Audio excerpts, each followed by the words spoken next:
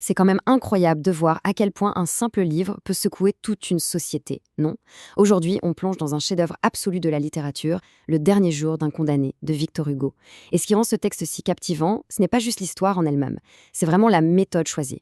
On n'a pas affaire à un traité juridique poussiéreux ou à un manuel ennuyeux, pas du tout. C'est une critique redoutable de la peine de mort qui utilise toute la puissance, toute la magie de la fiction pour nous zapper. Notre objectif avec cette exploration aujourd'hui, c'est de décortiquer exactement comment la structure même de ce récit renforce son message politique. Alors ça soulève tout de suite une question hyper intéressante. Face à un débat de société aussi lourd et complexe, comment est-ce qu'une simple histoire, inventée de toutes pièces, peut avoir beaucoup plus d'impact que, disons, des statistiques froides ou un débat purement rationnel? Eh bien, c'est le cœur même de notre sujet. Vous voyez, la logique, ça parle au cerveau, à l'intellect. Mais la fiction a ce super pouvoir de contourner toutes nos barrières rationnelles pour taper directement dans notre empathie. Et c'est précisément cette mécanique de persuasion où l'immersion narrative remplace l'exposé des faits qu'on va observer à la loupe avec Hugo. Allez, on rentre dans le vif du sujet. Il y a un piège assez classique quand on étudie ce texte, une petite confusion qu'on va dissiper tout de suite. Le dernier jour d'un condamné, c'est ce qu'on appelle un roman à thèse. Ça veut dire quoi au juste? Eh bien, ça défend bien une idée précise, mais ça le fait avec les outils du récit. Hugo ne va pas vous sortir des équations ou des démonstrations philosophiques à n'en plus finir. Non, il mise tout sur des éléments profondément humains. Il s'appuie sur l'émotion pure et sur notre capacité, à nous lecteurs, à nous identifier à fond au personnage principal. L'argumentaire, on ne se contente pas de le lire, on le vit littéralement de l'intérieur. Pour vraiment capter cette nuance, c'est très utile de comparer le roman à thèse avec un format qu'on connaît tous, l'essai. D'un côté, on a l'essai. Ça, c'est le terrain de jeu de la philosophie, du raisonnement très structuré. L'auteur avance à visage découvert et démontre son point de vue de manière rationnelle. C'est un exercice intellectuel. Mais de l'autre côté, on a le roman à thèse, et c'est exactement l'arme de poing choisie par Hugo. Ici, le moteur principal, ce n'est pas la logique froide, c'est l'émotion. L'objectif, ce n'est absolument pas de nous livrer un traité philosophique sur la justice, mais de forcer une identification totale avec le narrateur. C'est une vraie stratégie littéraire délibérée pour court-circuiter notre cerveau et frapper en plein cœur.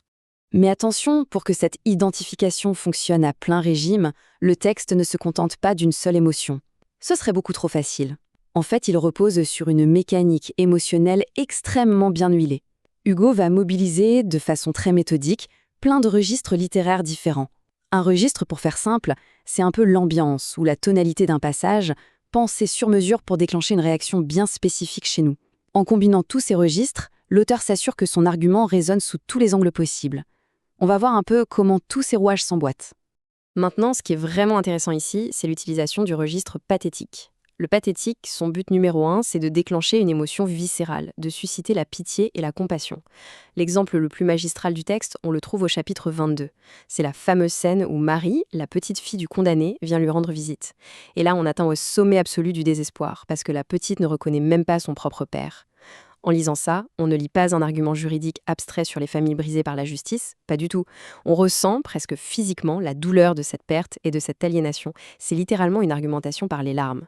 Et cette émotion très vive, elle va ensuite percuter un registre beaucoup plus sombre, le registre tragique. Le tragique, par définition, c'est la fatalité. C'est ce destin inéluctable auquel personne ne peut échapper. Tout le récit est structuré comme un gigantesque compte à rebours ultra angoissant. On a d'abord la sentence qui tombe des semaines avant, puis l'attente interminable dans les jours qui précèdent, pour finalement arriver aux toutes dernières heures. Il est juste impossible pour le narrateur d'échapper à la machine judiciaire.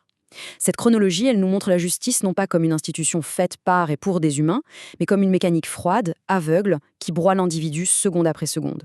C'est implacable. Ce qui est fou aussi, c'est que le texte arrive à faire le grand écart entre une attaque de front et un cynisme total. D'un côté, on a le registre polémique.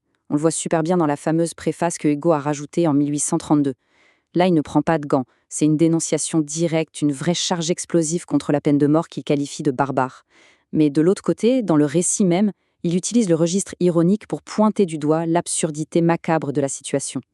L'exemple parfait, c'est celui du frioche, un codétenu qui vient, le plus normalement du monde, réclamer les vêtements du condamné. Imaginez un peu, la mort imminente d'un homme est soudainement réduite à une vulgaire question de garde-robe. C'est complètement décalé.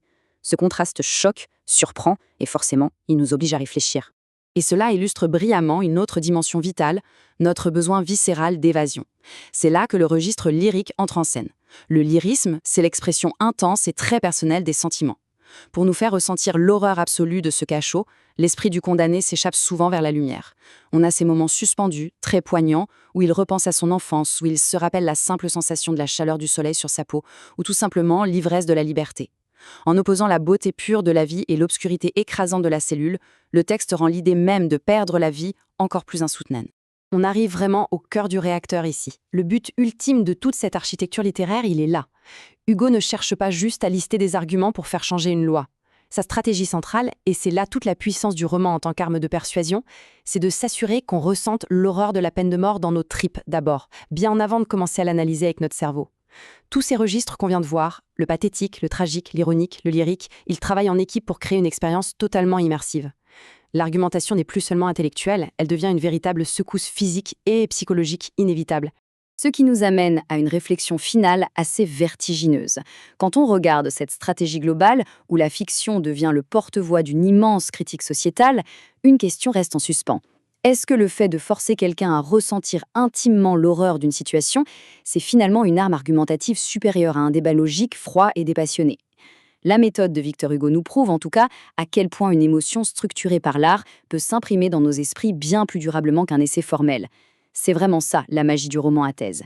Une démonstration éclatante qui nous laisse avec cette pensée, au bout du compte, jusqu'à quel point de simples mots peuvent-ils transformer nos convictions les plus profondes.